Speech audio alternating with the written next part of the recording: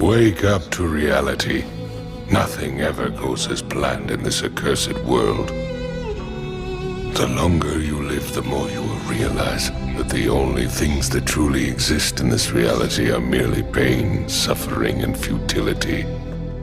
Listen, everywhere you look in this world, wherever there is light, there will always be shadows to be found as well. As long as there is a concept of victors, the vanquished will also exist. The selfish intent of wanting to preserve peace initiates wars, and hatred is born in order to protect love. There are nexuses, causal relationships that cannot be separated.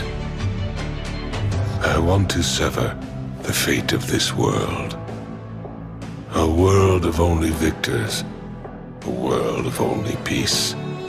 A world of only love.